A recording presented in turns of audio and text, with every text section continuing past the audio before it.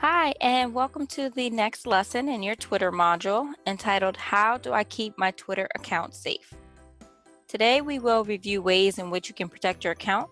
Twitter is such a great way to keep in touch with daily news, upcoming events, and even keep up with what your family and friends are up to. Twitter has built in a lot of features to protect your tweets and your information.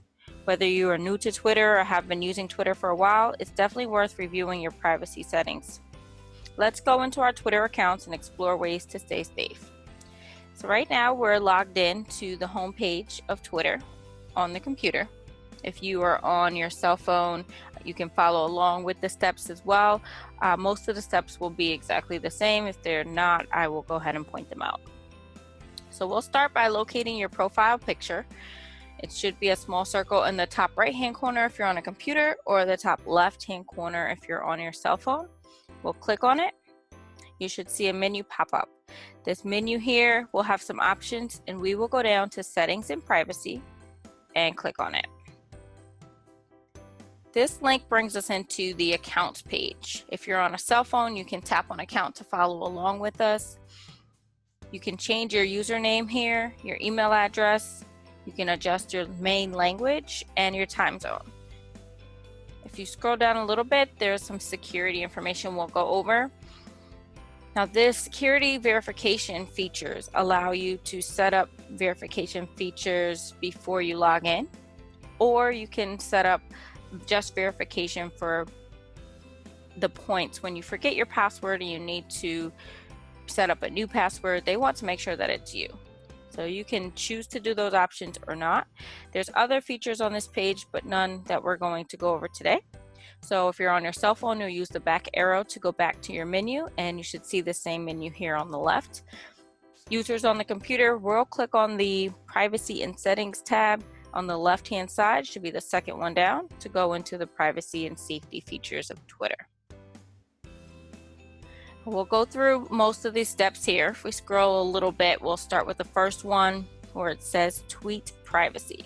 Now, you can protect your tweets by putting a checkbox in this little square here if you want to be able to approve people before they see your content. So they would request to be your friend, you'll receive the request, you can approve or deny them. And if you approve them, they can see everything. If not, they'll still be locked out of your account and not able to see your tweets.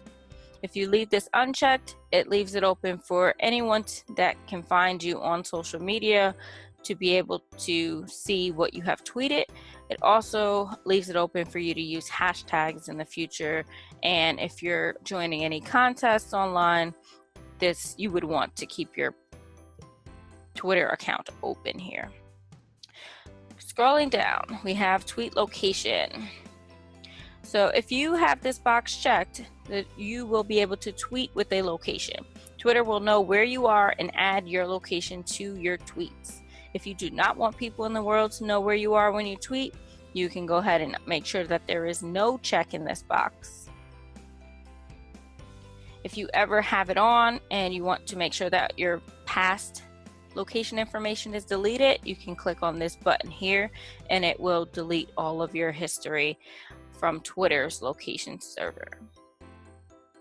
Scrolling down, so we have an option on Twitter to have photo tagging, where people can tag you in photos as they post them on their own pages.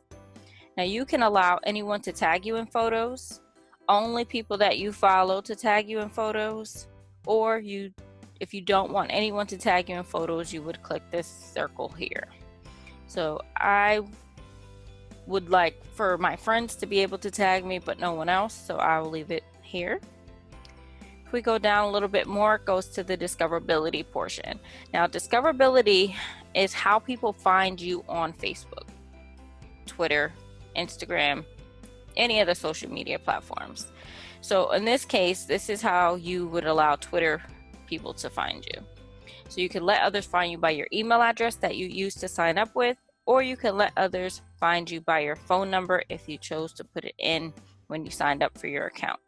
If you don't want either your email address or phone number to be searchable, you can leave both of the boxes blank. People can only find you via your @ name or username on Twitter, or through your hashtags or posts that they might have searched for.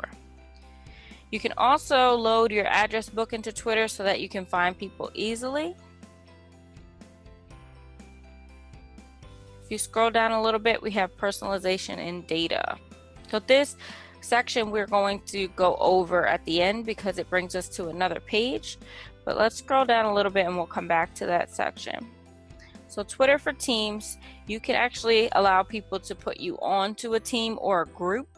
That way, if a company or a business is sending out a coupon just for people that come to their local pizzeria, they can add you to a group, send it to you. But if you don't want anyone to add you to a group, you want to go ahead and check this bottom box here.